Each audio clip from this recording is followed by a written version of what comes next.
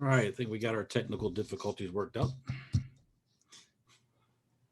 What would be an amateur radio event without some technical difficulties? But we're able to sort them out, right? Yep. Sometimes, anyway. Thank God for Google. Yes, yes. Although their directions were not 100% accurate either. So.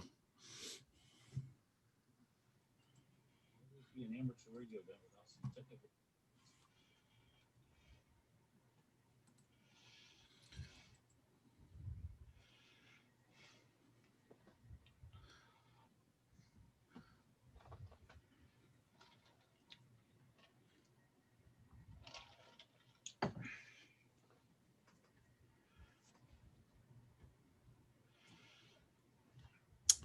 Oh, we get the underside of the helicopter from Frank T again. The whirlybird. Hey, it's the Bob Cummings helicopter. There you go.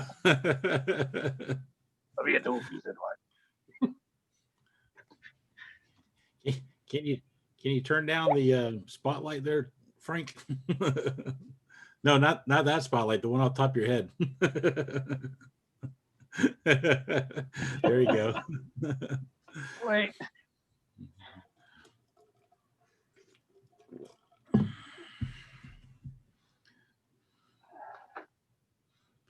Now, see, Rick is where I want to be. Someplace where it's fall. Amen. Miserable day today. Hey, David, you're pretty talented. I'm not sure how you're upside down. Wear a hat.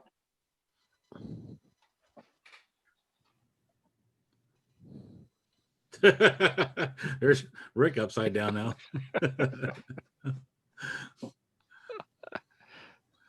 Now I probably can't get it back where it was.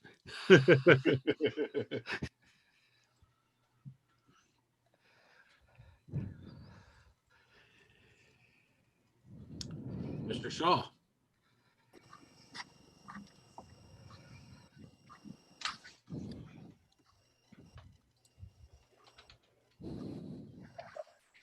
Hi, Ron. Jim, how you doing? Good.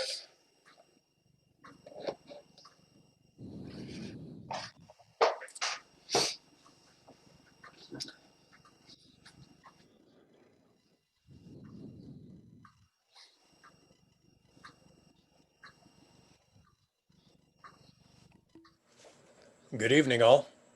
Good evening. I like the head popping up in the background there, Dean. Yeah, she's got some work to do yet tonight. Oh, yeah. She's still part of it. She's within shot. I'll be right there. Trying to pay this thing.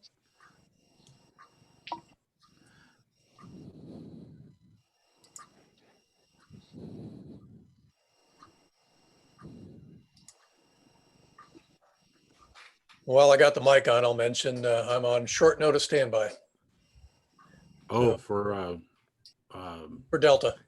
Delta. Oh, wow. So now if it stays in Louisiana, that lessens the chance of Florida sending a team out there, but we'll see. Yeah, you ever get this feeling it's going to slow down and drift east? Yeah. We've done so well so far this year, and I just have a feeling we're going to probably end up getting something now. Been pretty confident the whole time. Well, David is upside down there. I just spoke to W2XBS, my producer for This Week in Amateur Radio, and he said the Albany area, Capital District, got 75-mile-an-hour winds. There's fires all over the town of Colony, and a lot of people are without electric. Ugh. I told him we wanted to send them a bit of paradise.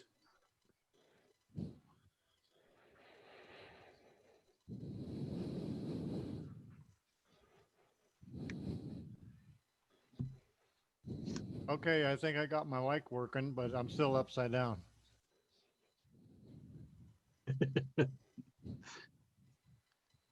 Don't shake too much. You might drop the change out of your pocket. Yeah, there's not much of that. I know there's a way you can do something with the video. I forgot what it is, though.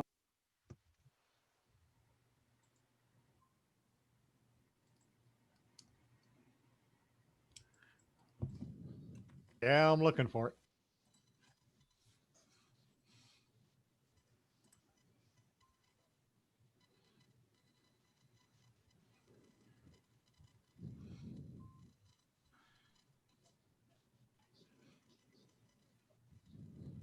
Are you using a laptop, a phone, or what? Oh, I'm on my main computer. The video is actually on another monitor, and it's working. It's just upside down. I've never seen this before. Is it a separate camera? Negative. It's built into the other monitor. Turn the monitor upside down, I guess. Either that, or I can stand on my head. Well, with all due respect, just talk backwards. It'll work. Okay, I'll try that. I think he's just trying to get the blood to go to his head. Actually, I think there is either a control or an alt key that will flip the monitor around. I can't remember what it is. Well, it flips left and right. I've never seen up and down. Well, let me know when you figure it out. Yeah, it could be that that camera has its own software that has additional settings. Like the camera I have here, I can do all kinds of other additional things to it besides what Zoom will do. So maybe you need to check that.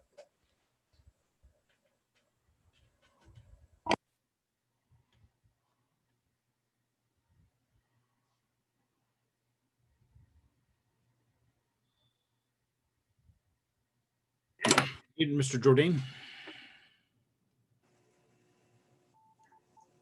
Gentlemen, how's everybody doing today? We are here. Fair enough. Fair enough. Glad to see everybody. Yeah, they're still popping in. Oh, sure. Ray's somewhere behind me. He'll be.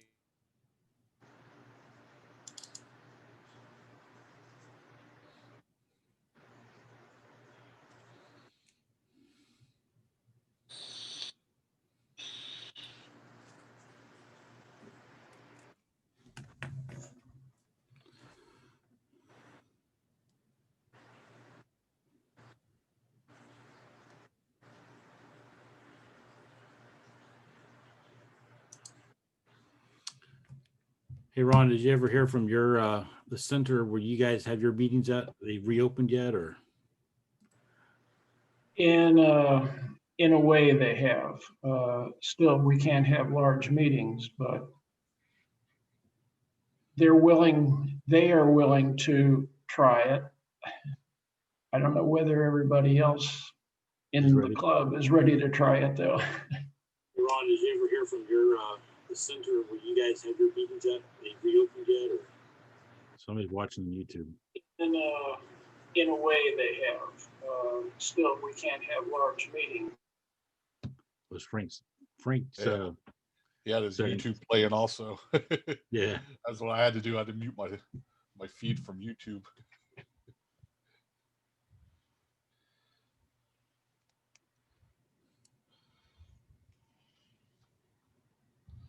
It's a healthy little bunch we're developing here. More folks popping in by the minute, it seems. Yep. Yeah, last month we had 60, almost 60 people between here and YouTube. Of course, there is a debate on TV tonight. Some people might be interested in too. 9 o'clock. Oh, we got time.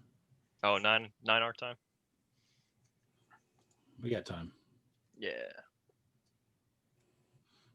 Hey, David, control, alt, and then use your up and down, left and right arrow keys.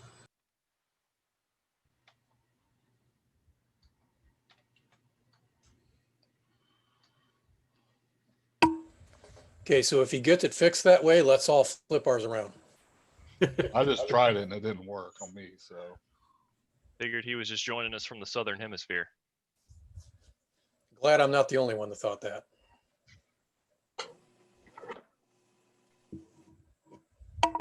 Then again, that's specific to Windows 7 and below. Not sure about Windows 10.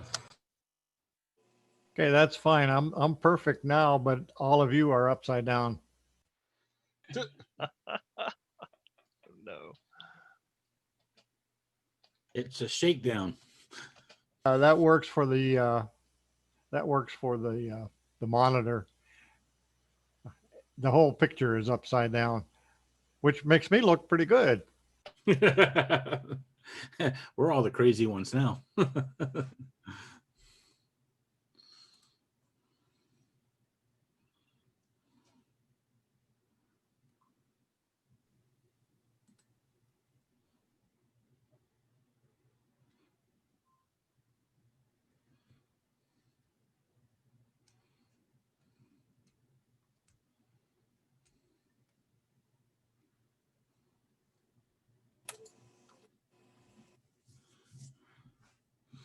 Okay, y'all can relax now. You're all regular side up.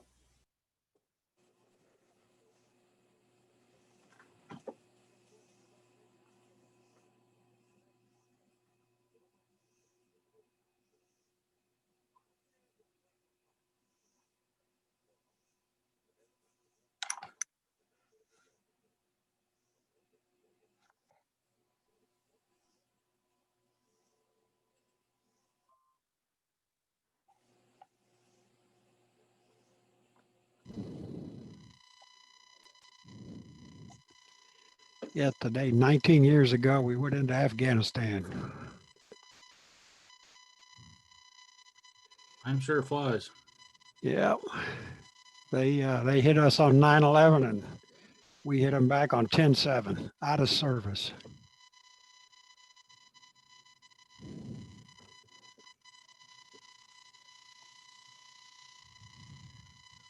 Yeah, it's hard to believe how long it's been since 9/11 already. Yeah. Was that Schwarzkopf's army? Was what? Schwarzkopf, was he the general at that time? Or I know one of those, he got us in and out real fast. Anybody hearing that sound? I do. I hear it. I think it's coming from Rick. I'm not sure because he lights up every time that noise comes in. I got a baseball game going on the side. I mean, you. No, it's a. Yep, it was. Yeah, you. it was Rick. Yeah, it's going. It's like CW at 90 words a minute. Yeah. Baseball game I watched was over today. The Braves won again.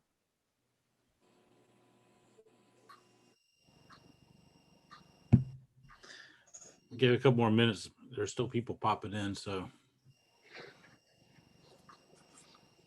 we got 32 here and 12 on YouTube, which I know YouTube might have a couple duplicates, but I showed 21 on YouTube. How's that work when you got more than 25 on YouTube? I guess it shows. And I got 4 rows of 5. Now I got 2 more at the bottom just now. Well, that's the live stream.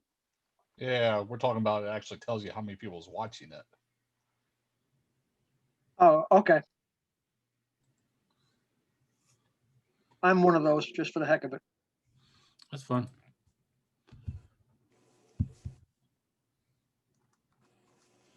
Yeah, it says 12. Okay, cool.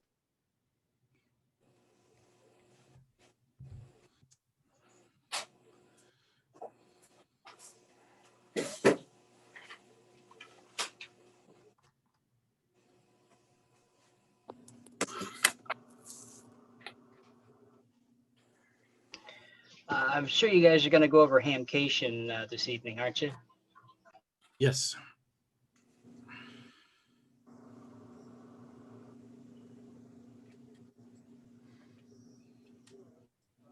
How cool. Bob is a flower.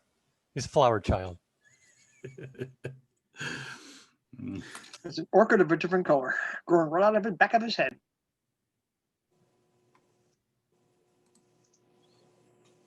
Look what came out of the pedestal.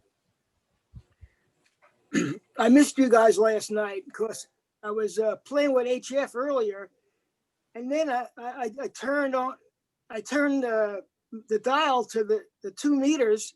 I'm sitting there waiting for the swap thing to start, and I never heard anything. So I'm waiting and waiting, and I said, well, maybe it's not happening tonight. So I finally realized about 15 minutes into it that my 2 meter antenna was never plugged in. So goes it. So I At least just you did- listened for a while. We had Yeah, 12 but you didn't get check-ins. Yeah, we had 12 check-ins. We had a whole bunch of listings to the top 4.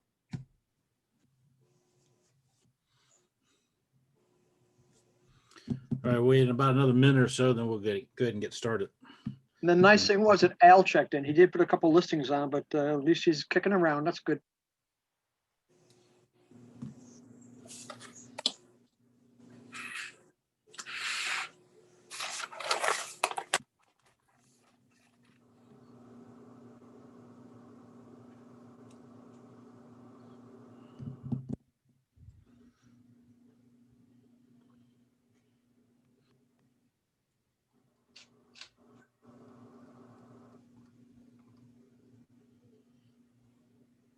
Well, wait, could somebody give me some information about that swap thing? That's the first time I've heard of it.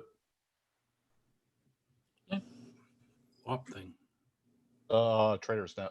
Trader's Net. Oh, Trader's Net. Bobbin.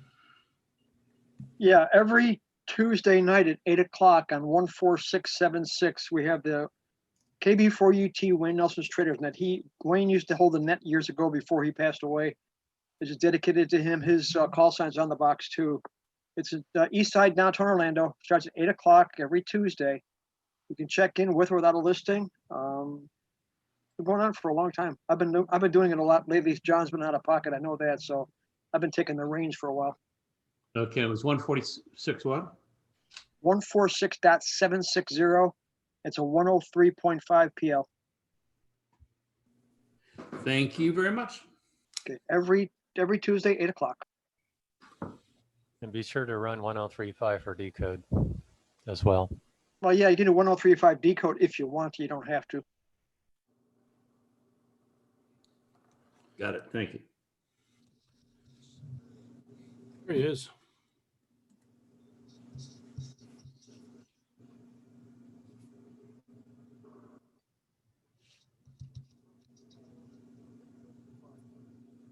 Got 30 people. That's good. 36. Okay.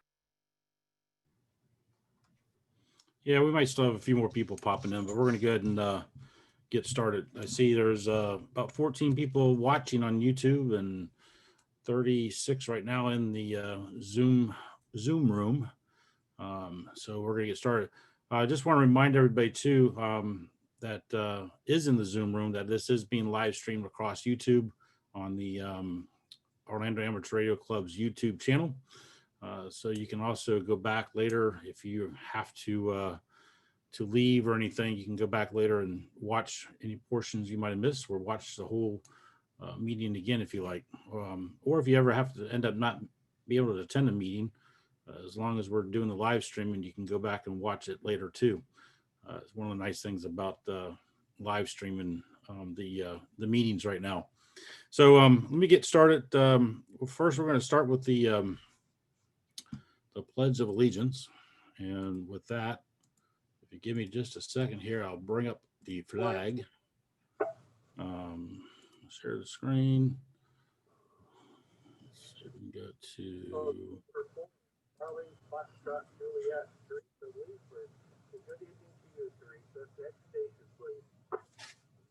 Okay, now, there we go.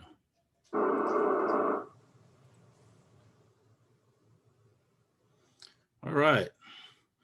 So you can stand if you like, or at least say the pledge with us. Pledge allegiance to the flag of the United States of America and to the republic for which it stands, one nation, under God, indivisible, with liberty and justice for all. Appreciate everybody coming in tonight. We have some topics I know everybody wants to discuss, or at least hear some things about. So we're going to get started. First, let me just introduce everybody that's on the board that is in the room Zoom tonight. I'm President John Knott. Michael Colley is here. He's the Vice President. Anna, the treasurer, is here. I'm trying to look at all the little boxes, see where everybody's at. Bob Nociro is here. He's our secretary. And then we have directors Bob Cumming. Going through the rooms, I see Dean is also here. Dean Grow, Frank Tagalani. As I got the Frank Gerkitz is here. Tony, Tony, where you at? I know you're here. Wave your hand. There's Tony. Tony is here. And am I missing anybody else from the directors? I think I got everybody. There's a lot of little boxes I'm looking at. So if I miss James, anybody, it's not on purpose. James, Huh? James, where you at, James? I'm not seeing James. Just waved his hand. He put a hand up on his box. Oh, okay. And James Dool's online with us too tonight. So pretty much almost everybody's here. So I just want to say welcome to everybody. Welcome to our guest. Welcome to everybody that's viewing on YouTube. And I hope that helps for people that want to join our meetings. Sorry, I'm trying to flip it through a couple different screens here. There we go. All right. We're going to go to Michael real quick because I know everybody wants to hear what's going on about Hamcation. So Michael is going to bring up the update that everybody's been wanting to hear. And then after that, we're going to go to our presenters tonight. Ray Novak, N9JA, is with us, and Will Jourdain. Will, I know I just saw you on here somewhere. There you are. Call signs Alpha Alpha 4 WJ, right? Yes, sir. Roger that. From ICOM America, they are going to do a presentation on the new IC2, or excuse me, 705 that's recently been released. And today, in the arrived for us, we have 15 of the ICOM swag. Get this turned right on the camera here. Sorry, guys. ICOM swag bags that arrived. We won this through ICOM's drawing for, I think it's a quarterly prize, Ray, if I'm not mistaken. Sorry, I have to find a mute button here, but yeah, I think it is the quarterly drawing. Okay, we got these, so we're going to figure out how we're going to give these out to our membership.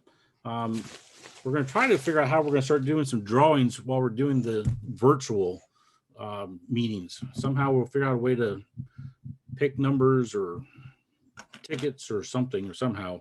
I'm not sure how we'll do it. We're going to figure that out. Start giving out some prizes again, like we've done in the past at the meetings. So with that, let me go to Michael. And Michael, you want to give an update? All right. I think by now, hopefully everybody has heard, we have postponed the 75th annual Hamcation and the ARL National Convention. It wasn't an easy decision to do. It was very hard for our executive board and our for Hamcation and the OARC board of directors to actually vote to do this. Many reasons why. Bigger ones, of course, COVID, not knowing what the future will be in February locally here. Yes, our state just opened back up pretty much, but that doesn't mean in February what's going to happen. The other biggest thing people don't realize, it's just not Floridians that come to Hamcation. We have a lot of vendors and people coming from out of state and even out of the country. And a lot of these other states have other restrictions on people if they're allowed to go out of state to do business. Of course, the biggest one would be ARL. This is one reason why they came to us to cancel the national convention to start with, was if they come to Florida currently and them talking to their lawyers and all, it doesn't look anytime soon that they can't legally send anybody into a pandemic area. And that's what is happening everywhere. They can't send nobody anywhere out of the state of Connecticut right now. That was one of the issues. Also, when they come down here, they bring almost 50 people with them for a national convention, and they're not sure who all can come. And the other thing was, the further they wait, just like us, with the hotel that they were going to do the training tracks at, they would have lost even more money. So it was brought to our attention that they actually wanted to postpone Hamcation until 2022. We actually called a executive board meeting to discuss this. And at that time, our executive board actually was okay with them doing that. We really didn't have a say, but to let them know, yes, we still wanted to do it in 2022, which was approved. At that time, we actually were going to still hold Hamcation without being the national convention.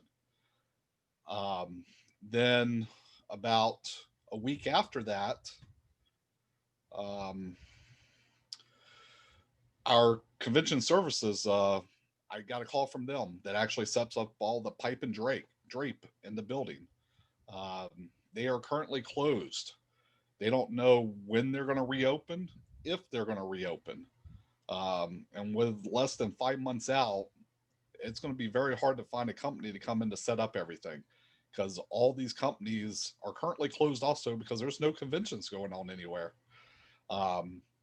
So with that and all the other information that was coming in, we had several vendors even contact us already that they were canceling because they didn't want to put their workers, their employees in harm's way, not knowing what was going to happen.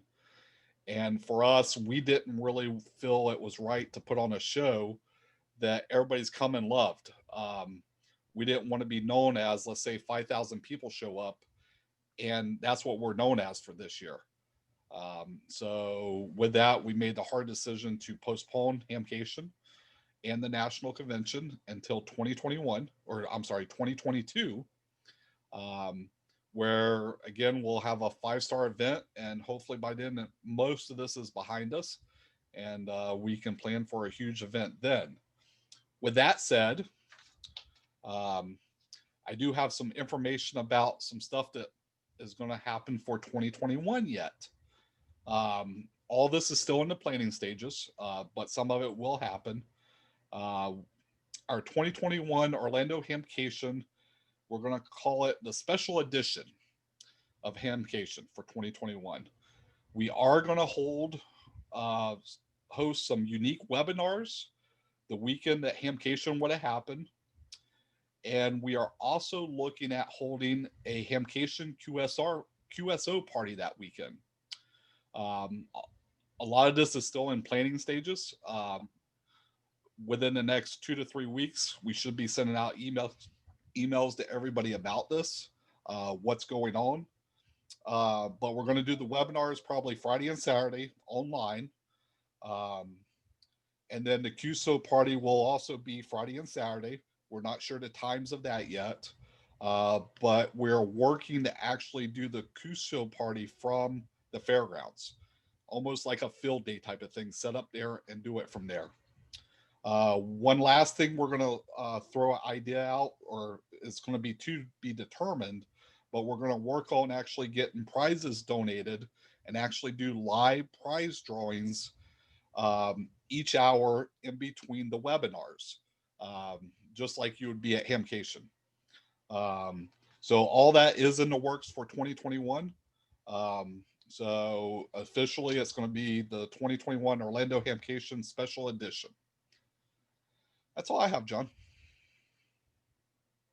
All right, let me unmute my microphone there. And does anybody have any questions?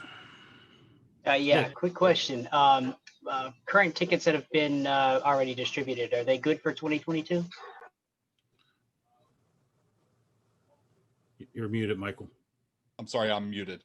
For anybody that bought tickets, tailgate spots, RV spots, swap tables, anything like that, you should be getting an email from the appropriate chairman for that area. So like you would receive a chairman from Advanced Tickets with 3 options for the tickets. One will be a full refund for the tickets. 2, if you want to roll the tickets over until 2022, or 3, if you want to donate the money to Orlando Amateur Radio Club.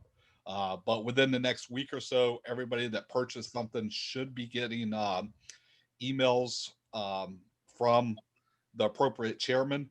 I know yesterday, Commercial sent out all their emails to their vendors, and everybody else should be doing that by the weekend. So, Nicholas, you should be getting something in email soon. Anybody else? If anybody in the YouTube channel has any questions, you can also sit there and type it in the chat. We're monitoring the chat on the YouTube, and we'll make sure that the questions get relayed into the meeting. So that way everybody can still participate. There is a slight delay going into YouTube, but we will definitely still watch your questions and get them answered for you. Does anybody else have any other questions about Hamcation? I will just sit there and say that this was probably the most difficult decision that we have had to endure, at least in the 7 or 8 years that I've been the president of Orlando Amateur Radio Club. It was not an easy decision. There's a lot of factors involved. There's a lot of things that we know that clubs depend on Hamcation for income, for our donations. Different groups rely on donations. There's vendors that obviously haven't had a Hamfest since almost Hamcation last year. That, you know, small vendors that, you know, are looking to make money and stuff. Everybody, all these stuff was taken into consideration, but the overall major factor was people's personal safety was involved, and we wanted to make sure everybody stayed safe. So this decision did not happen in one night. There was multiple meetings, a lot of discussions with different parties involved, and so finally we made a decision. And probably even some sleepless nights. I don't know about Michael, but I know the night before the announcement went out this past Monday, the Sunday night was a very long night and stuff. I was just wondering what was going to happen, what was going to be said and stuff. But overall, everybody's been pretty supportive. So, you know, we're looking forward to 2022 and what it brings and stuff, hoping for a bigger, better event.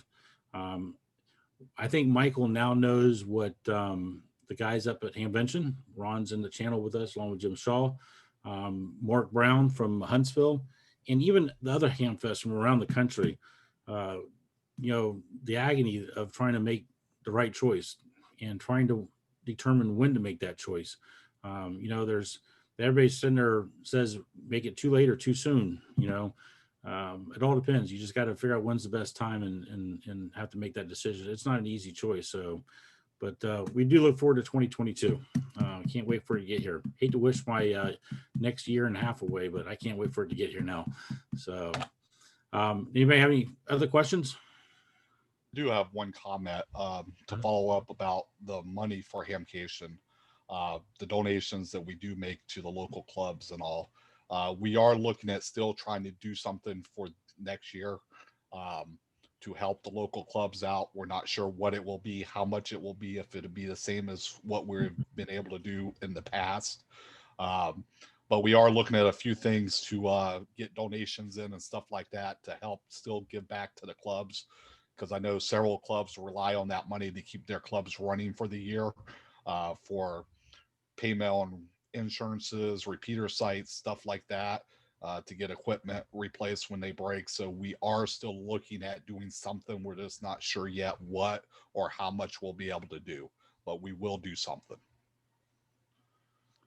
All right. If nobody has any further questions, we're going to go ahead and go to Ray and Will for the presentation. And then after that, we have other things we're going to discuss. We'll talk about the Christmas party, we'll talk about other clubs, what's going on in other clubs and stuff, announcements. I know there's Ken Lyons is in here from the Radio Scouting Group. He's got Joda coming up. And also, I think there's a tailgate that Rod wants to talk to us about for the Shriners. But let's go to Will and Ray first, and so that way they can get their the presentation in, and they're more welcome to stay afterwards. I just don't know if they have other things they need to get done tonight yet still, and don't want to delay them. So we do appreciate them coming in and giving us this opportunity to learn about this IC 705 and see what all the new features are. Ray and Will. Well, appreciate you guys inviting us to join you and entering into the prize drawing that we're doing for the what do we call it, the Club Net, I believe. And since we're not traveling, we got to get out there and see everybody. So we've increased the drawings to 5 per month. So that'll get us a little bit more in activity. But man, it was a tough blow to hear you guys tell us that you're not going to be doing the Orlando Hamcation. I mean, as you said, I think the last show I did was one here in Texas in March, and Will, I think his was Hamcation. So yeah, I had a very small show in North Georgia just after Hamcation, late February, but that's been it. So we want to help you guys any way that we possibly can for the virtual event. So again, thank you for inviting us, and Will, take it over, sir. Well, absolutely. And I'll pass my thanks along to everyone here as well for allowing us the opportunity to come in and speak to you guys this evening. Give me a brief second here to organize my various windows, and I will gladly talk to you guys about the IC 705. We want this. All right, we should have action now. Are you guys seeing the first slide? I'll take that as a yes. Nope, not yet. No, not yet? Okay. Nope. Wait. There we go. There we go. Okay. All right, There we we go. got there.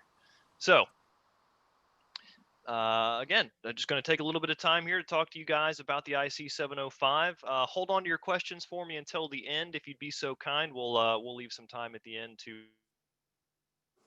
Without any further ado, we're going to kick right off here and start talking about the IC 705. So, we'll begin by talking about some of the physical aspects of the radio, some of the physical characteristics.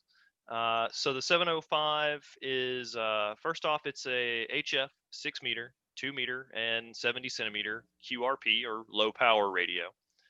It gives you 5 watts of output power when you're using the clip-in battery pack, the attached battery pack, or 10 watts when you're using an external 13.8 volt source.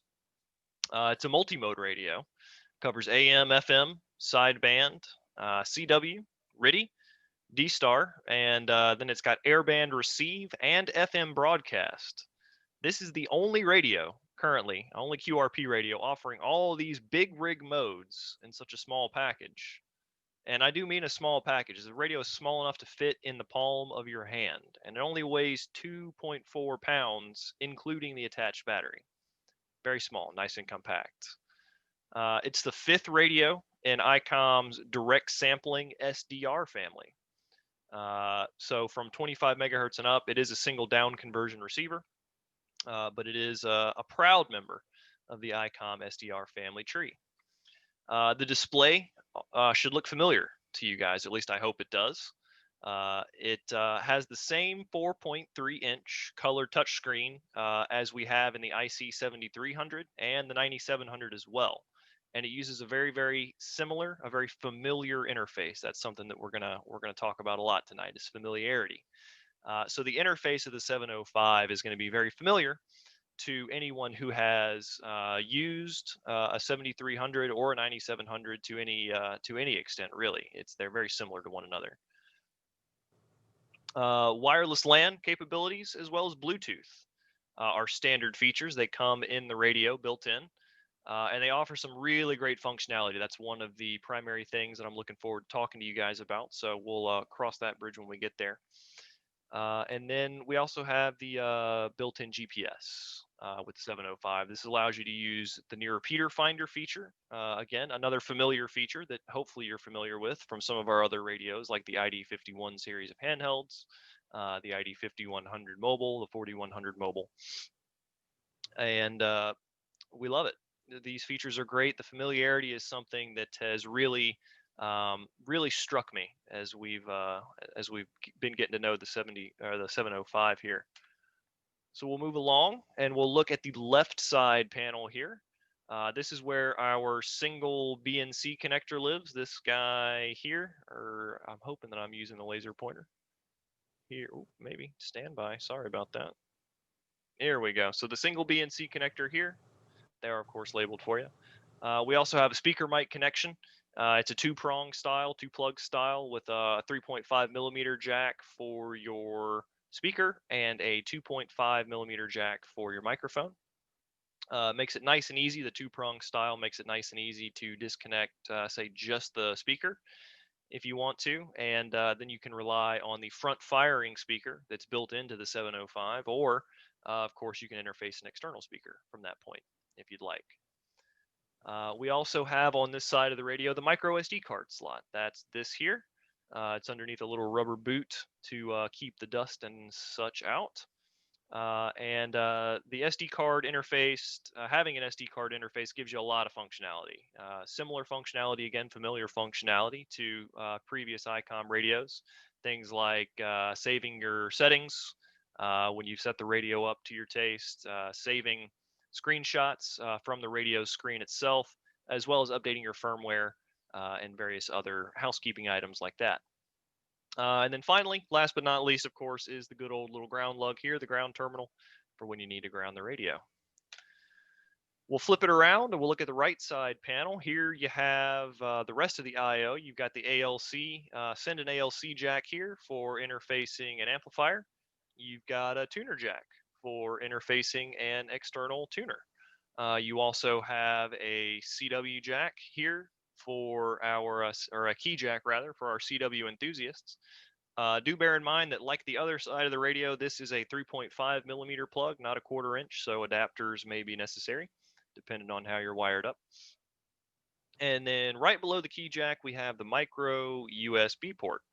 So similarly here, as you may, if you've experienced the ICOM USB control audio features in the past, so it gives you access to the radio's onboard sound card, for instance. So for our digital mode enthusiasts in the group tonight, the 705 has got the hardware you need built in. You do not need an external sound card or audio device. It's built right into the radio and accessible via that single USB port, which is fantastic.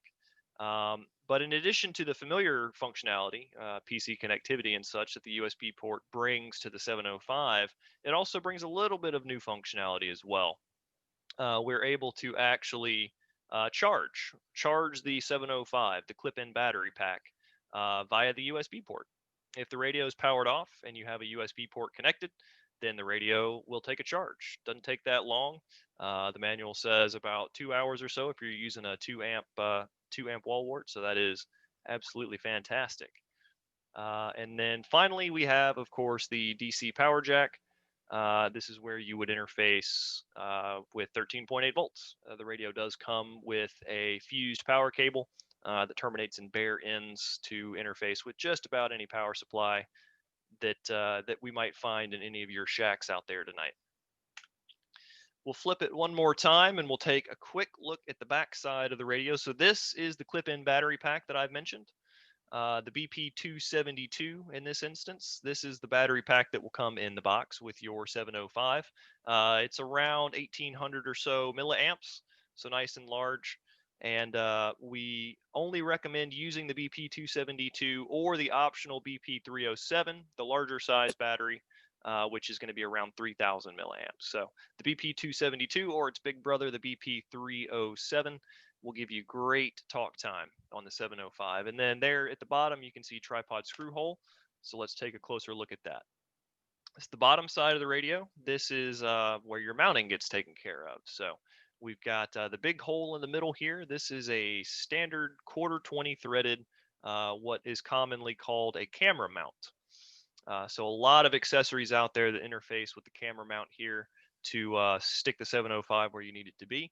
And then flanking the camera mount hole, we have a pattern of 4 holes. This is an industry standard called an amps pattern. And just like with the camera mount, there are a ton of accessories out there that interface with these holes to let you find the right way to mount your rig.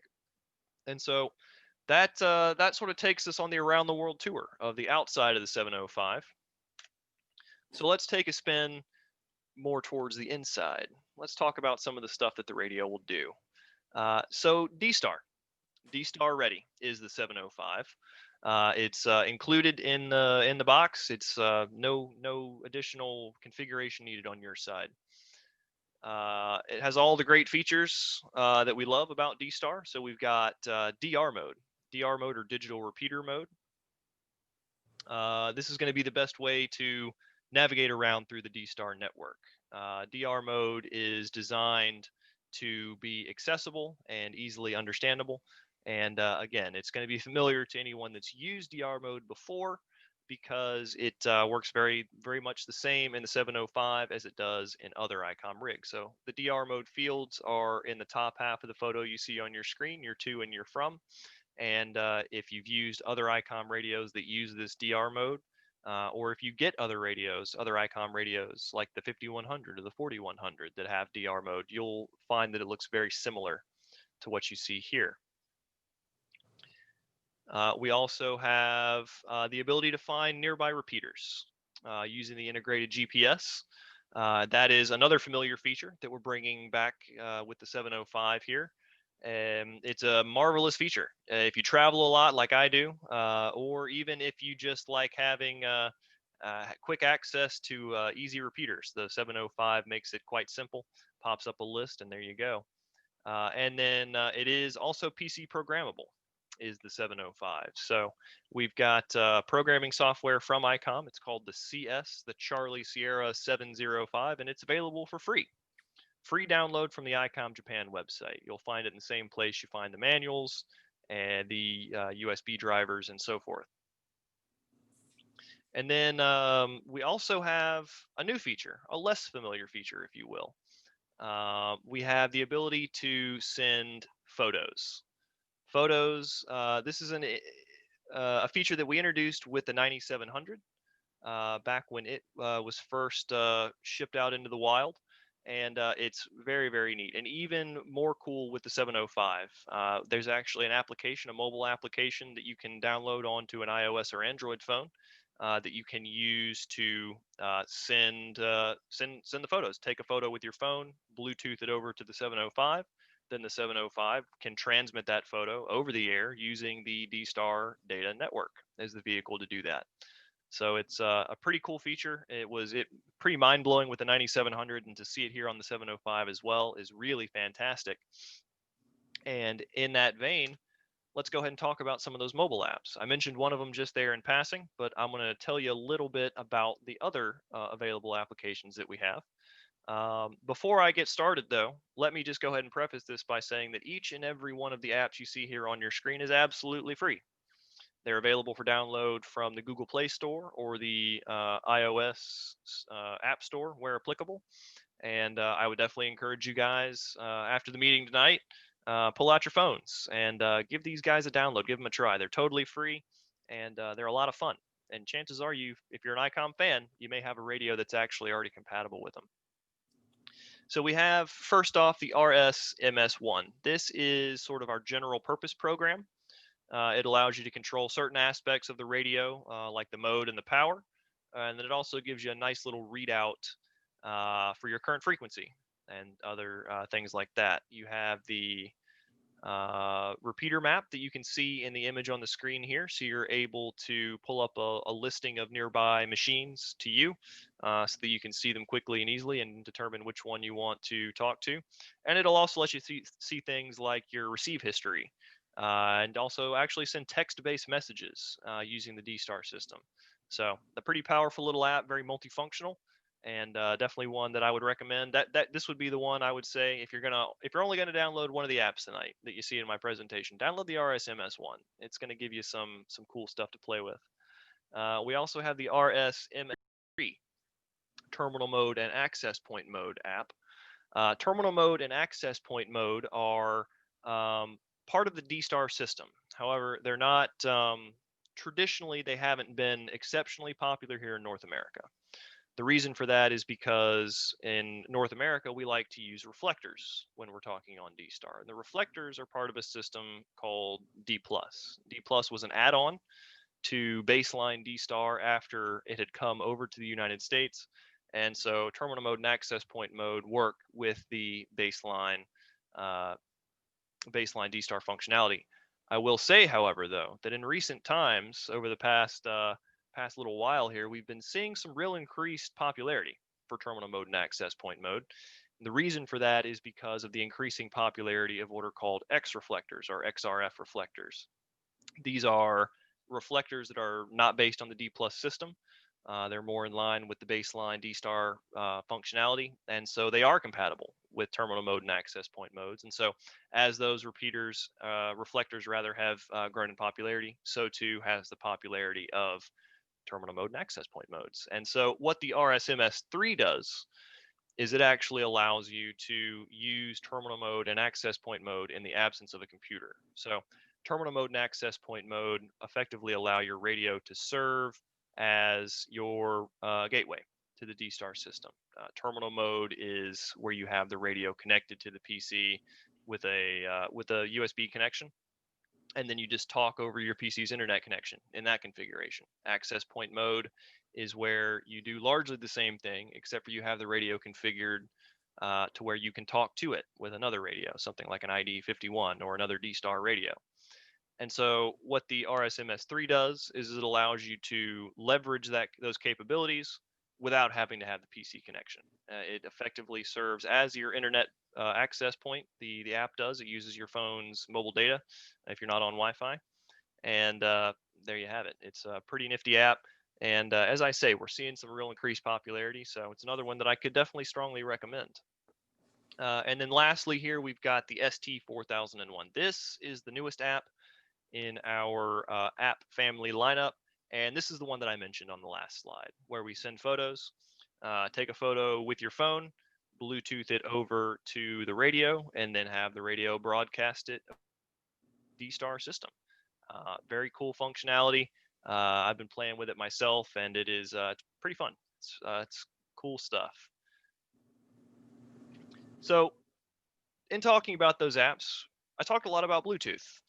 And I mentioned the wireless LAN capabilities of the 705. So I hope that piqued your interest a little bit, and I'd like to talk to you a little bit more about those two features specifically. So the 705 uses industry standard Bluetooth protocols. This means it's compatible with a very wide range of external Bluetooth devices. In the top photo over here on the right that you see on your screen, you can see that I was able to successfully pair my trusty Apple AirPods rather, with the radio. I love those things, use them every day. And the fact that they were so very easy to pair with the 705, I can't tell you how happy it made me. It's unseemly maybe how happy it made me. And then I've also got the UE Boom. That is just a wireless Bluetooth speaker that I had laying around that I connected up, and it worked like a champ as well. One of the cool things is because the AirPods, of course, are designed to be used with a phone for making phone calls, and actually my speaker here happens to have a speakerphone functionality built in with a microphone. I'm actually able to put the radio in Vox and key the radio with either of these two devices. So if I have my AirPods in and I want to make a call and I'm listening to my radio, pop it into Vox, and there you have it. I can start having that QSO. So it's really fantastic, and like I said, it's an industry standard Bluetooth protocol, or industry standard Bluetooth protocols. There are actually several of them that the 705 is using. And so while we can't necessarily guarantee that it will work with every Bluetooth device under the sun, it is widely compatible with a very good number of them that are using, again, those industry standard protocols. And then we also have the wireless LAN built in as well. And this is the one that's less obvious about what it does and what it's for. You can see over in the right-hand photo here, this is what the selection screen will look like when you go to connect to a wireless network. So you can see here in the photo, I'm connected to my home network here, good old Internet Junior. And you can see probably, I guess, my neighbors down below there. So it's very easy, very simple to get yourself up and running on a wireless network. And having the wireless capabilities, it's cool, it's great. We're on the internet, but what can we do? What can we do with that wireless connection? Well, the answer is we can control the radio. So you may be familiar with the ICOM RSBA1 remote control software. The 705 is a great radio to go with the RSBA1. And the reason for that is because it actually hosts the server for the RSBA1 on board internally inside the radio. And what this means is that you don't actually need a PC connection in order to be able to remote into the 705. Whereas with other radios, say the 7300, where you would have a connection from the radio to the PC and using the PC's internet connection, you do not need that with the 705. It's got it's running the software inside, so you're ready to go. So with the 705, I'm able to connect it to my home network, and then I point the RSBA1 software towards the 705, and it's pretty much that easy at that point. You're connect up, and you'll be off to the races. As long as your wireless router is broadcasting a signal, then you have what's called a local area network, and you don't even have to have internet at that point. As long as you've got that local area network running, you'll be able to leverage these features and control the radio remotely over that network. And this is great for folks who want to leverage the feature out in the field, because what this means is that you can get something like a small travel router and take that with you, configure it at home, I would advise, before taking it out into the field, but configure it at home. And then you can take it out into the field, and because it knows all of your devices, it's able to establish this communication path that they need, and you're able to control the radio. It's fantastic. And then if you add a mobile hotspot to the mix to give your travel router internet, then all of a sudden you can be just about anywhere in the world. So it's fantastic. We've been doing remote control with our radios for a long time, but this is something new. The wireless LAN capabilities in this is not anything that we've seen, not anything that any other manufacturer is doing with their radios just yet. And so we love it. It's great. The RSBA1 is compatible with a whole host of ICOM radios, not just the 705. So once you've got it up and running, if you've got other ICOMs in the shack, just know that you've got the capability to remote back into those radios from anywhere you are in the world with an internet connection. And digital modes. So the 705, of course, is a great radio for digital modes as well. As I mentioned several slides ago, it's got the built-in sound card and all that good stuff. All you need is one USB cable. One USB cable going from the PC to the radio, and you're all set. I should also mention that we can leverage some additional features as well. So on the last slide, I'm actually going to go back once here. Apologize for this. I should mention here a video that Ray did with the fine folks over at Ham Radio Crash Course, Josh Nass. This is a really interesting project, and I would definitely encourage you guys to go and check this out, especially you guys that are coming to us from YouTube already. Check out the Ham Radio Crash Course channel. The video name is there in the bullet point. But what they were able to do, or what Ray was able to do in this video, is use the ICOM RSBA1 software, which comes in two pieces. The first of which is the graphic interface, which you see on the screen here, and the second of which is what is called the remote utility. The remote utility is where the magic happens, so to speak. The remote utility is in charge of data transfer. So it moves the ones and zeros between the radio and the PC. Now, the neat thing is the sort of the secret sauce is that the remote utility does not care necessarily whose data it is transferring. And so what you can do, and what Ray does in the video, is he takes the RSBA1 and he just closes the graphic interface, gets rid of it. And then he takes Ham Radio Deluxe, a software package that a lot of you may be familiar with, and he sits it on top of the ICOM remote utility. And at that point, with some proper configuration, he's able to use the features of Ham Radio Deluxe remotely to his 705 that's sitting on another side of the room, not connected to his PC. And that alone is pretty incredible. But we don't stop there. We take it one step further.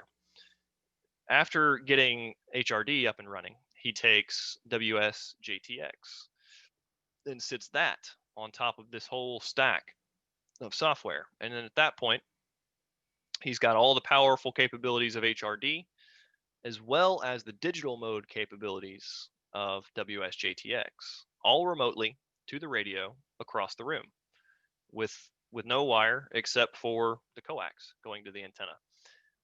This is a demonstration of the power of the wireless LAN capabilities in the 705. If there is one video that I recommend you check out tonight before you go to sleep, it would be this one. This is some mind-blowing capability, and I really hope you guys go and check it out because it's a lot of fun. It's really, really neat.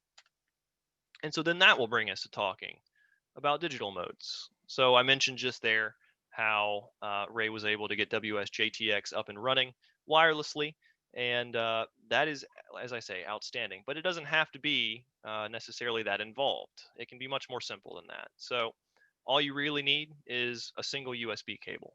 One USB cable between the radio and the PC. Do make sure that you download and install the ICOM USB driver before you connect the radio to your PC. That's available for download for free from the ICOM Japan website as well. So make sure you download and install the ICOM USB driver first, plug the radio into the PC, and at that point, it's as easy as that. Crank up your digital mode software of choice, and you're off to the races. And then if you're not interested in the other digital modes out there under the sun, the 705 does have RTTY encode and decode on board. So you can see an image of what that looks like here. We'll talk about familiarity again. This works very similarly to how it does in the 7300 as well. So those of you who have played around with that will find this very reminiscent. So this is your decode screen here. And then this is how you transmit RTTY on the 705. You've got the RTTY memories. So these are all customizable. This is what they look like by default, but of course they're all completely changeable to your taste. And so there you go. Digital modes made easy with the 705, and digital modes made wireless with the 705 as well. But all of these things, all of this stuff, wireless LAN and Bluetooth and GPS and color touchscreens and all that, man, how do we save some battery life? Well, that's a great question, and it's a question that we got asked a lot before the 705 was released. In fact, it was probably the most common question that we got about this radio. And so we did some testing. I'm gonna hype up another video that Ray did with the venerable George and Tommy of Amateur Logic TV. There's the name of the video and a URL for those of you interested in checking it out. This one is pretty interesting as well. So in the video, they actually took a real live working 705 and put it on a fluke, put it on a meter, and watched in real time as their tweaking affected the current drain of the radio. And what they discovered were that the best way to save battery is to turn off some of these features. So start turning off the GPS, start turning off the wireless LAN, start turning off the Bluetooth. Those are the things that are going to save you a lot of battery. You've also got a nifty little feature where you can turn the screen off quickly. So it's actually the configuration that the radio is in here. So you'll notice the power light to the left of the power button is orange. Ordinarily that would be green to indicate the radio was off, or it would be off to indicate, or it would be green to indicate that the radio is on, and it would be off to indicate that the radio is off. But in this instance, it's orange, and that means that the screen is off. The radio itself is still on. You still get audio out of the speaker. You're still able to transmit. the screen is just turned off. Also worth noting, you'll change the frequency if you bump the knob, so lock your VFO. But there you have it. That'll save you some power. But the biggest savers come from turning off the GPS, wireless LAN, and Bluetooth. Most specifically, the GPS. This is the biggest hog of resources in the 705 of current. So you can turn it off, but you might say, well, that's a bummer because I need the GPS. And I would say it's okay, because what you can do is you can put the GPS into manual mode. So in the GPS select menu, you have off, on, and then manual. And ordinarily for manual, what you would want to do is just put in your latitude, longitude, as well as your elevation, and tell the radio to use that as your location. But it's even easier here. You can actually tell the radio to take the last known locked coordinates and import those as your manual coordinates. So you can turn the GPS on for a little while, let it get a lock on the birds up in space. And at that point, once you've got a good solid lock, you can migrate that information over to your manual settings and then turn off the GPS, turn it off, save all that power, and you still have your current location for finding nearby repeaters, things like that. So a lot of great ways to save battery power. It is important.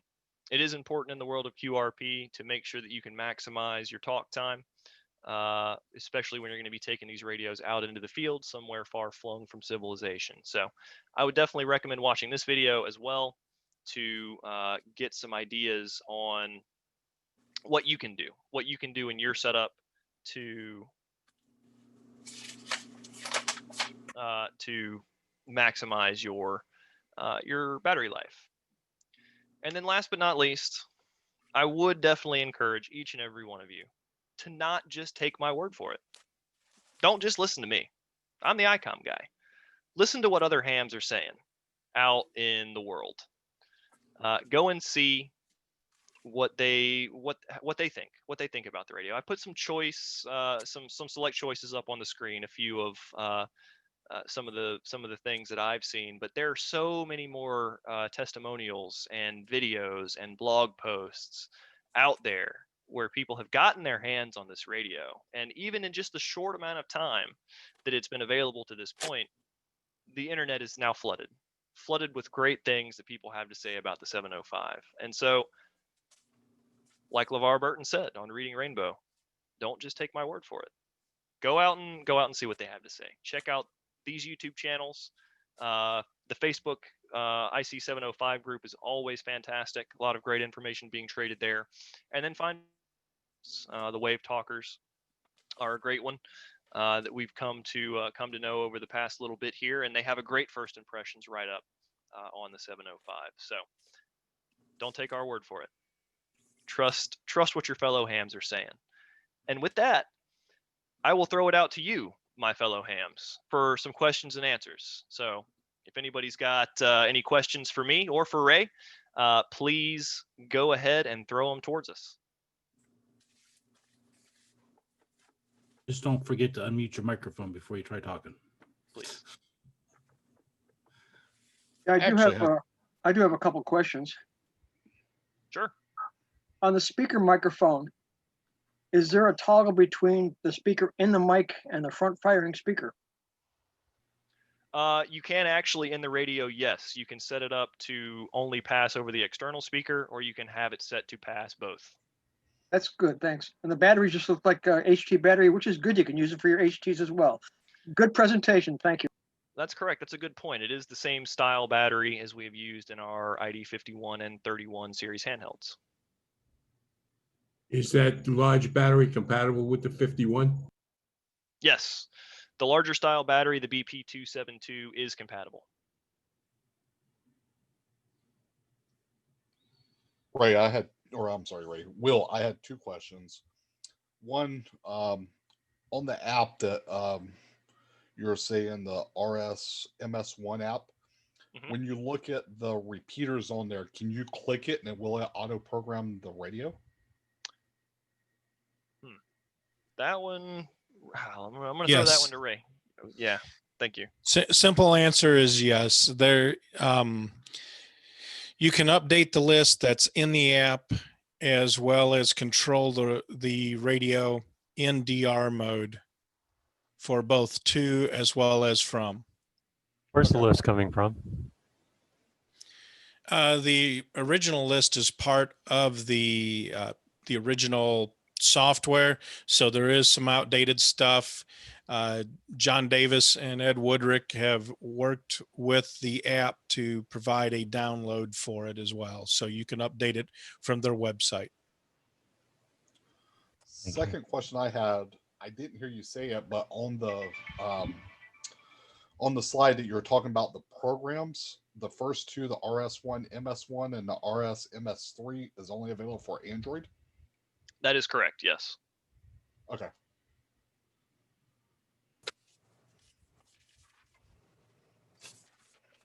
And I did want to cover one thing. Will mentioned that you needed the RS MS1A, or I'm sorry, MS3A to tunnel into doing the access point mode and terminal mode. That is if you have to tether it to your cell phone. If you have Wi-Fi access that does not have the two-layer authentication, you can just use your 705 to do that through the Wi-Fi or the wireless LAN connection. Okay.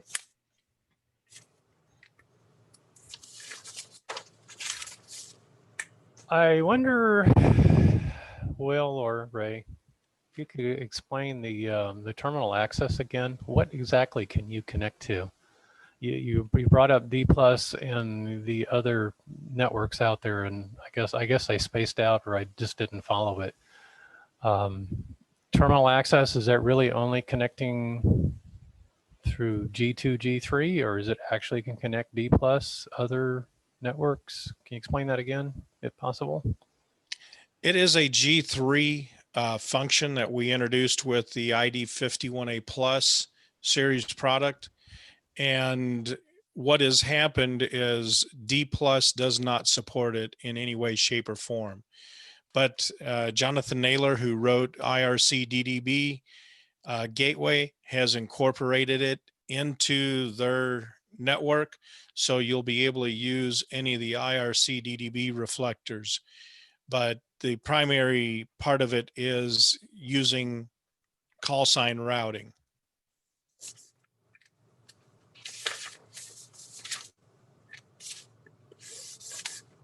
I also see a question in the chat. Somebody asked if mobile amplifier options, you can hook a mobile amp to it. There are ports for mobile amplifier options. We do not have one directly at ICOM, but there's been a video released by Josh Nass from Ham Radio Crash Course, where he was experimenting and connecting up a couple of different manufacturer amplifiers to work with the 705.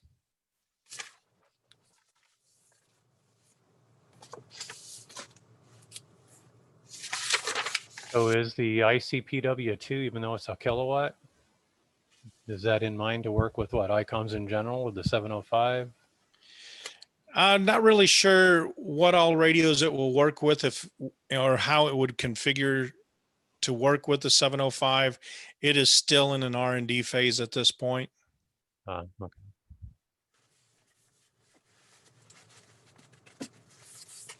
Okay, here's another question. I'm not really a QRP person, but for digital modes, most radios are 100 watts. But is that the actual power that they would use for running digital modes, or is this 10-watt capability of the unit when it's on external power more realistic? That's one of the beauties of digital modes for QRP, is that they are generally more tolerant of lower power for going greater distances. So, but James's question is more of a political one, because there's a big debate right now on whether it is a weak signal mode or if it is a low power mode, and I'm going to steer completely away from that one. Oh, okay. I didn't know it was political. I was just looking along the lines of The few digital modes that I've done, that they're always saying to watch your ALC, which means not a lot of power. Yeah, well, there are guys that are running 600 watts on FT8 right now, so that is what's caused it to become political. Ouch. Okay. Yeah, exactly, James. There is a question / comment in the chat, watching Ham Radio 2.0 on YouTube. His position was about it being a good radio for a new HF user. It wasn't that he wasn't recommending the 705. In fact, he's giving away a 705 as well as doing videos on the one that he purchased. So the image itself looked like he wasn't recommending it with the thumbs down, but his total message was, if you're new to HF, you don't know what you're getting into, you're going to have more fun with 100 watts with a 7300 than you will with a 705. So it's differences of opinions on whether you want to venture out with that being your first radio. I think that even Jason mentioned that it was the first or the second time he's ever used something like a clickbait title in the videos he's done, because he wanted people to see it and look at the video so he can explain it. So yeah, that's true. But if you've got to explain how something is not, then more than likely it is what people assume it is at the beginning. Right. But I know a lot of people that have gotten into ham radio through the QRP by building their own little Altoid box QRP rigs and things like that. So it's 6 of one, half dozen the other. It really is more about knowing what you're getting into more than anything. I know also, I'll make a comment that I've watched a lot of videos on YouTube about it also, and a lot of people like it for the aspect of like Go Kits, emergency communications, because it's how portable it is. Plus it has the battery backup if you want to use it with just a handheld battery. So that's a big pull for it also. It definitely is. And some of these guys that are doing the videos, it's very interesting to see the angle that they take. K6 UDA, who really became popular, talking about how the state of California was against the repeater owners and booting them off the mountaintops. He's fallen in love with this radio, and as Will put up there, 10 features in 10 minutes. He's also got another one, 10 reasons it takes QRP into the 21st century. Josh with Ham Radio Crash Course, I think he's got about 8 or 9 videos out there now. Yep. And then OH8STN is got his hands on a 705, and he said he's going to have a blast doing reviews with it. And he likes doing very off the grid type operations. So he loves QRP. He's done a lot of reviews on most of our competitors that are out there. So it'll be interesting to see how he positions it. I suppose the audio processing is very similar to all the other ICOM HF, VHF, UHF radios. Whether you're going from one mode to D-Star, it's still the same. You have to keep adjusting the mic level. You know what? I haven't checked that. First guess would be, yeah, it's probably the same, but I know with what we've seen with the 9700, there was a lot more tweaking that you could do in the radio. I have not myself looked to see what's in the 705. I've mainly been on sideband. I really haven't done much with D-Star or FM on it, so I couldn't tell you. Okay, here's a really tough question for both of you. Do you actually have one there so we can see what size it is in the palm of your hand? Let me tell you guys, it never strays far from my hand anymore. Actually, okay, so a little bigger, but okay. Actually, K6 UDA did a interesting video when he got his 705, comparing it to one of his portable QRP radios that he had to add an extra heat sink to, and then a front cover on it and he put them side by side, and he was showing that the spectrum analyzer or the spectrum scope was separate and showing how the sizes are very comparable. Well, that's not a bad size. I was just curious when you say in the palm of your hand. I wanted to see what it was. That's not a bad size. Yeah, and it's very interesting. If you look at the curve on the sides here, it makes it where it fits in the curve of your hand very nicely. Uh-huh. I've also found that if you can see here on my screen, you've got it it takes a zigzag down, and it ends up being a perfect place for your fingers to rest under.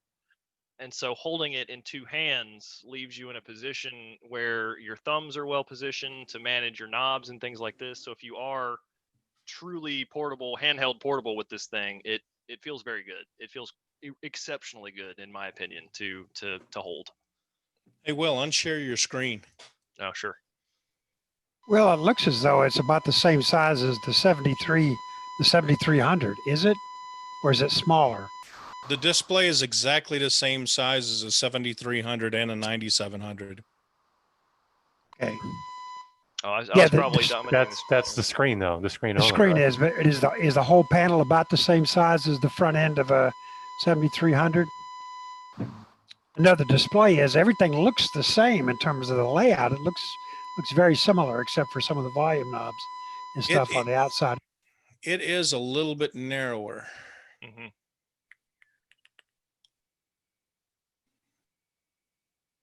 In fact, just one second.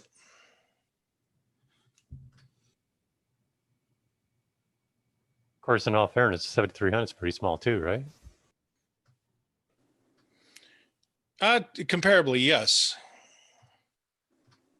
Well, I was thinking in comparison to other HF rigs in its category. Right. I think what Rick's trying to say is the front looks to be the same size, but obviously the depth is drastically different comparing the 7300 and the 705. The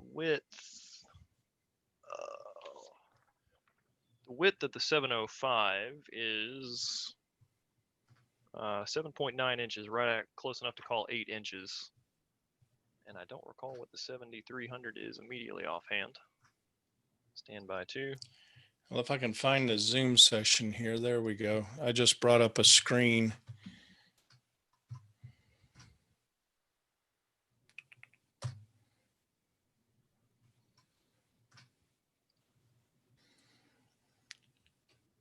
Okay, if I can't see what screen you guys are looking at, hopefully it says titled videos YouTube Masters.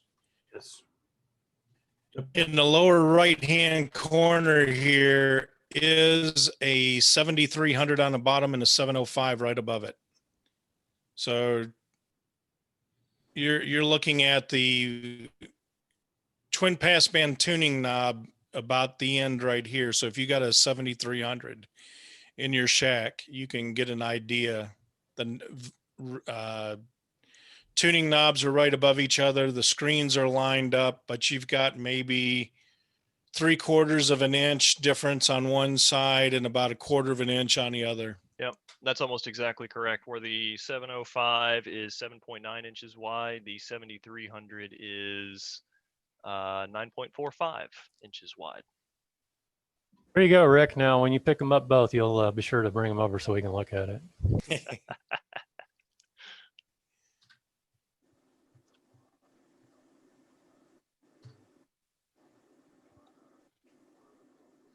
Has anybody locally gotten one yet?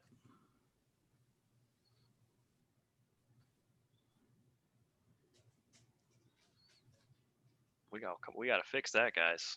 Yeah. Are they really available? Because I haven't checked everywhere, but it seems like $35 to reserve. I had one on order, but I couldn't go through with it. I myself thought the price was a little high, but that's my only contention. What is the retail price of the radio? Dealers are selling it at $1299.95. Thank you. And looking at the level of other QRP radios that are at your top tier, you're looking at that $1,300 price point for a base model, and then you have to add on other functionality to it.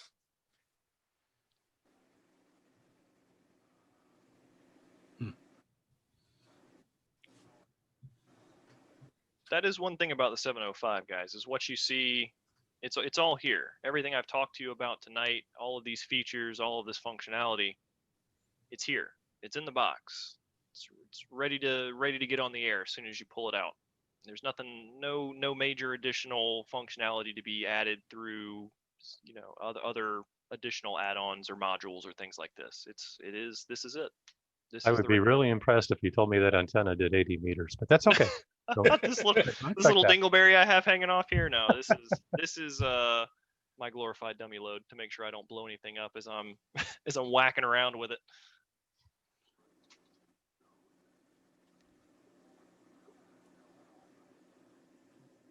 There is a question that somebody's asked in the chat room about does it have an option for a tuner?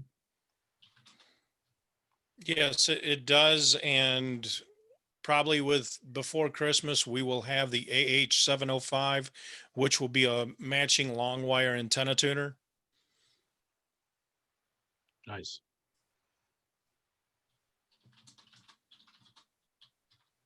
Tony says it's on his Christmas list. It's a good one. It's a good one for Santa to have on everybody's list. It's gonna fit so well under tree. It doesn't even take up that much room. Plenty of room for gifts for your significant other as well. Well, if there's not anything else, we've kept you guys long enough. Sounded like you still had a full schedule after us. Right. We have a few things. I mean, you guys are more welcome to stick around. I don't know if you had anything else to do, so that's why I wanted to make sure you guys went first. So in case you did have something to do, you were able to bug out if you need to. But we do appreciate you coming and doing this. Yeah. John, Harry, KJ4DQO for Ray and Will. Ray, primarily, I'll ask you first there. Are there any other presentations such as this that you provide to ham clubs? Oh, definitely. We've got all kinds of different things that we can talk about. I mean, you guys keep us busy at a ham fest. We haven't had anything to do in almost a year now. So yeah, we can create more content. We do have a web page that you log in to register your clubs in. Okay. Michael, if you or John have that link to share with everybody that's in the Zoom, but register your club. It's a monthly drawing. And either Will, myself, or as with you guys, we figured that it would be real heavy duty that you needed both of us here. So either one of us can do a presentation for your club. Okay, thank you, Ray. And if we've already registered, there was I forget how long ago it was with what's going on these days, but there was a time when we registered and there was a giveaway, a radio giveaway or something in the promo. Well, there's multiple things that we've got going on right now. Ham Nation is one of those where all of our drawings are done monthly. So once we do the drawing, it starts back at zero. So you got to register your club for the presentation on a monthly basis. Oh, good. Okay, thank you. Okay, that's all I got. No problem. I didn't know that either until Ray reminded me I had to re-register monthly. So I also just put the link in the chat so everybody can go to it. We'll send it out to everybody also via email. Thank you, Michael. All right, guys, appreciate it very much. We're gonna move on and talk about a couple other things. One of the other things that we do have coming up here real soon is our Christmas party. Anna, are you on the Zoom chat yet? Yeah, I'm here. You want to talk about that real quick? Yes, our Christmas party is the first Saturday, which is, you have the date there? I get it for you while you continue on. Okay.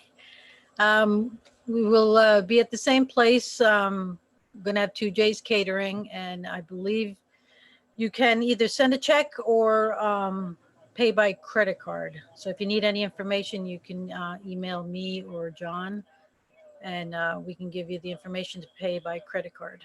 But we're still on. We have a lot of gifts, and hopefully we make it a good night. Yeah, December the 5th, first Saturday. 705 for a door price. I'm sorry, what? What do you say? I just text John that same thing. What did he say? 705 for a door prize. Oh, 705. No, I think we're gonna give out masks and some hand sanitizers this year. So we do have, if you guys do want to pay by credit card, just send an email to holiday@oarc.org. Again, holiday@oarc.org. And what we'll do is we'll send you a pretty much what looks like a link that you can pay online. Just have to let us know how many are coming, like you and your spouse. And so we can send it for the right amount. It's $10 per club member and a spouse, $25 for non-club members.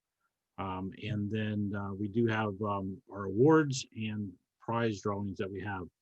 Like Anna said, so far it's still scheduled to happen. There's a lot that can't happen between now and then, but the night that we talked about the hamcation and having to postpone it, Anna says, "Don't you dare cancel my Christmas parties." So I'm almost hesitant to sit there and even bring it up to her if we had to do it. So I have to make sure we're distanced if that ever happened. But right now it's a go. So we're looking forward to it. And of course, guys, we're going to follow any of the CDC recommendations, local government recommendations and stuff. The facility is pretty large. We always use one room, but if we had to spread more people out, there's more space available to do so. So we're looking forward to it. But again, we do need to get a head count so that we make sure, obviously, that we have enough food for everybody. So we try to get that around the middle of November. So if you can let us know what your plans are by the middle of November by sending that email to holiday@oarc.org, that helps tremendously.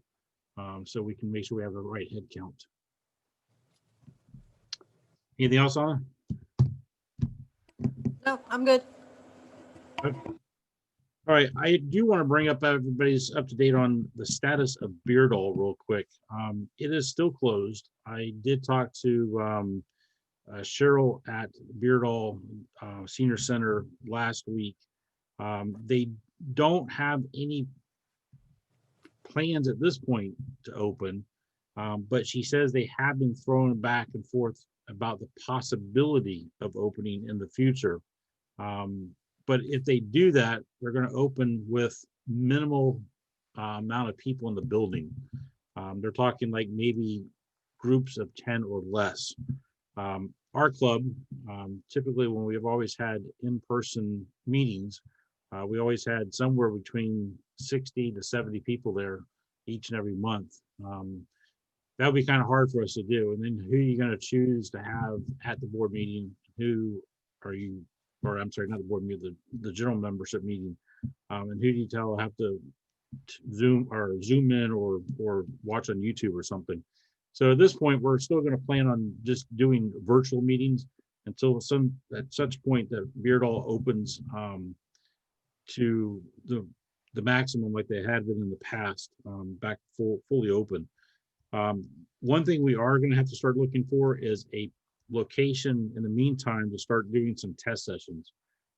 We've always in the past had our test sessions the same night as as the OARC meeting, starting at 5:30. We might have to select a different night to do those if we can find a location to do it.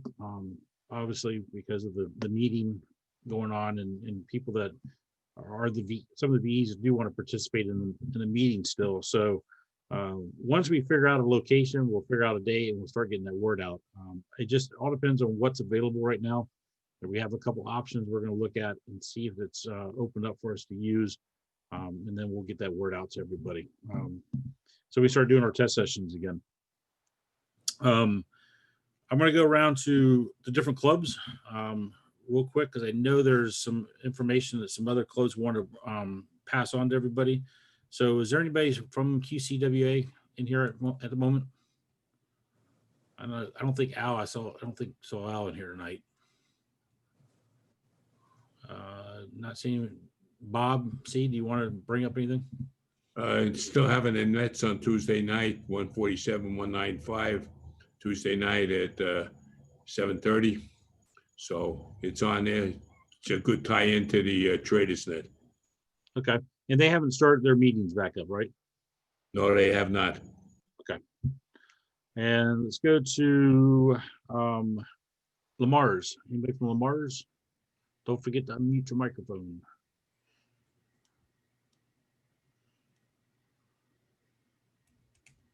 John, this is Harry. I'm not on the board anymore, so I'm not sure what's been going on with the activities. But we just had a class, remote class there, we'll call it, on Zoom. And Bob C. could probably talk about the testing that was done. We had 5 students that passed. Right. I think you guys had it at the sheriff's department, was it? Or no, the police department? Winter Springs, yeah. Winter Springs. Yeah, there's some options we're going to look at. Lamar's has been meeting. They met in person at a park, Lake, not in Torcaso. Trotwood Park. They met last month, and they'll meet again next month at the park. So, as well as virtually. So there'll be elections, have nominations, and then next time will be elections. I don't know about the Christmas party. Okay. Anything else, Lamar's? All right, Jerry, are you in there for cert?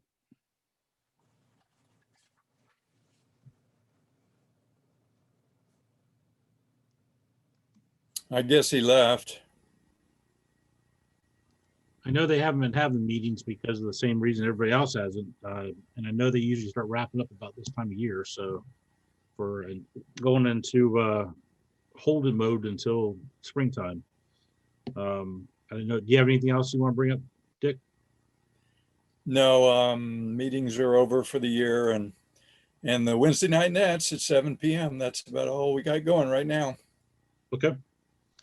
All right, let's go to CFRA, Bobbin. Hey, guys and gals.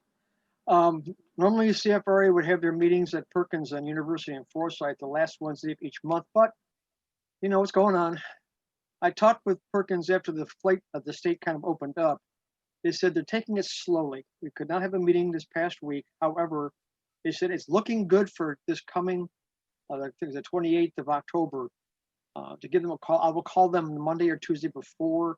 We have a good possibility of starting to meet again at Perkins about 6 o'clock or so on the last Wednesday of the month.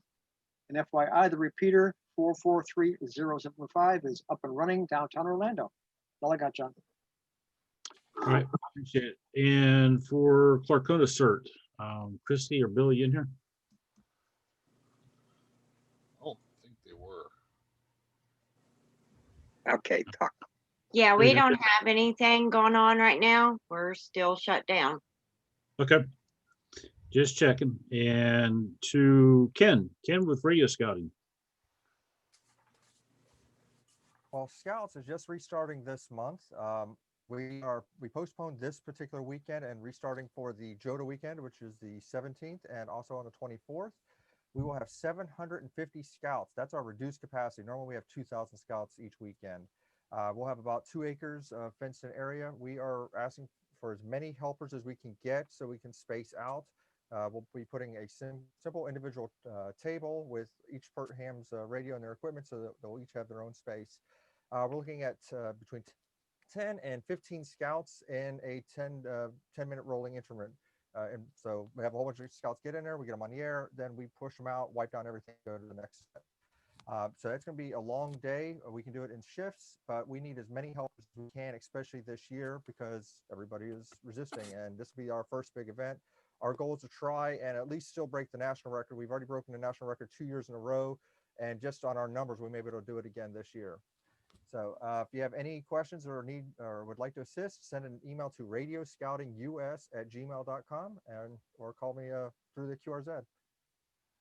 All right, say your email address one more time for everybody. All right, radioscoutingus, as in the US, @gmail.com. Excellent. All right, sounds good. And good luck with all that too. All right, Rod, Bahia, Shriners. Yeah, I'm here. Good evening. Hello, everybody. We're having our tailgate as usual. This will be on November the 14th. And it's an old-fashioned tailgate because we don't have the big pavilion and all that we used to have in our old facility. It'll be in the new facility where we've been for the last 2 years. We got a big parking lot. Set it up out of your truck and come join us for the fun. About 8 o'clock in the morning we'll open, but if you want to set up a little earlier, you usually get in the lot by 7. For those of you new, come on out and welcome. We're way west on 436 of I-4, almost in Apopka. We're one traffic light east of being at the Apopka city limits, right next to a McDonald's. If you're familiar with that area, turn in at McDonald's or the adjacent property. So come out and join us November the 14th. It's a Saturday. Hopefully we'll have good weather. We moved it out of the hurricane season this year, or at least near the end of it. So thank you very much, John. Appreciate it. We'll see you all. And thank you for your past participation. Enjoy it. Not a problem. And watch out. You might get a flood of people coming to see you guys this year. I hope so. We're ready for it. All right. Anybody from the Weak Signal Society? I think George is up in Tennessee, but it'd be interesting to see. I almost was going to tell Ray I need to get a 705 for an IF for my microwave stuff, but replace my old ICOM 290. But interesting, their meetings have been postponed or canceled, whatever. The beacons are still up and running, so if you buy the 705, you got a good radio to. All the beacons are up there. You can still check to see if it's working. All right. All right, let's continue on. AMSAT. Anybody from AMSAT? I didn't see Lou in here tonight.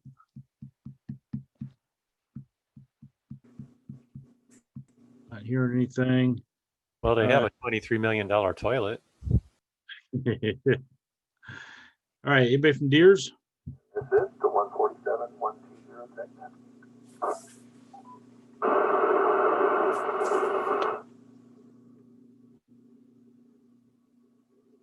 All right, go on to Lara. Anybody from Lara? Lake Amateur Radio. Similarities. Oscillatories. And finally, I would say Orange County Areas meets next Monday night on Zoom. Anybody interested in the link or what's going on, just send me an email and I'll get you the information. Save a little time on that one. Anybody have anything else real quick before we move on?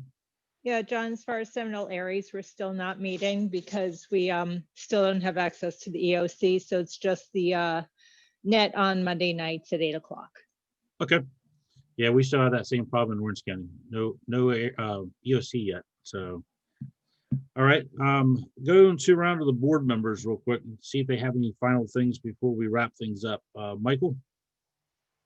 Only thing I had, just another Hamfest coming up. Melbourne is actually this coming Friday, Saturday. So if you want to get out and see a Hamfest, that'd be the first one since pretty much us in Florida.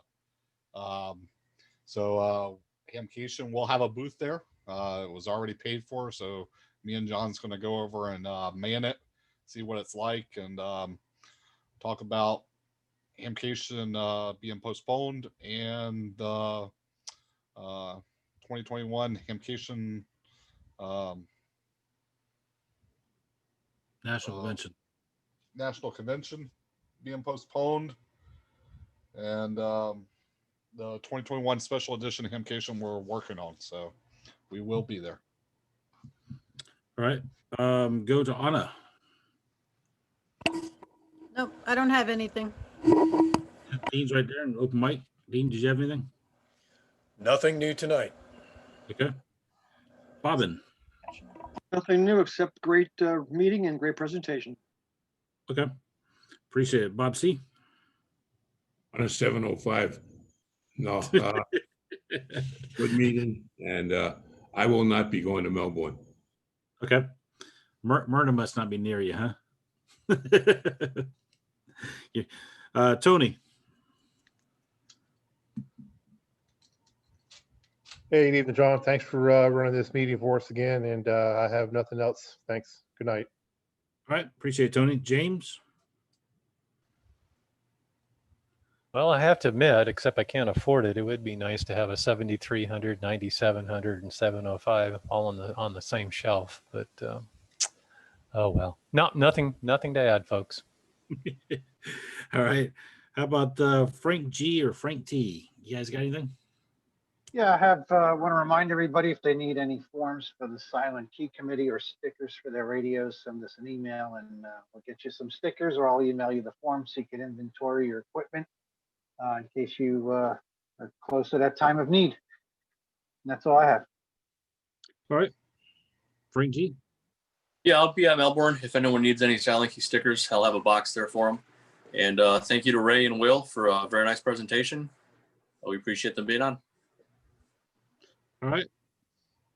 And the last thing I'm going to have to say is next month's meeting is Wednesday, November the 14th, here on Zoom, obviously. And Bob Intermittens from ARL, NQ1Rs, he's the product development manager, is going to be talking about growing amateur radio. So he's agreed to come in and take care of our November presentation.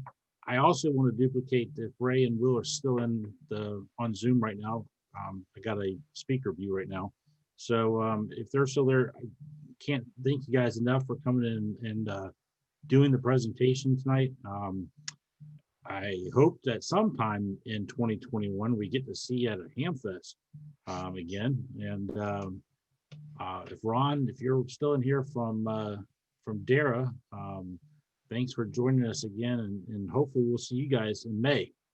Looking forward to it. So with that, we'll go ahead and close the meeting, but we'll stick around for a little bit in case anybody has any questions and stuff. I see one now. What's that? Can we buy Christmas tickets at Melbourne? Just send me, Barry, if you send me an email, I can send you a link so that way you can just do it online and be just send it to holiday@oerc.org. So all right, guys, appreciate it very much. But like I said, we'll stick around for a little bit if anybody has any questions, comments, or anything like that. And we'll see everybody. Otherwise, we'll see everybody next month if you're not going to be at Melbourne. I'll go ahead and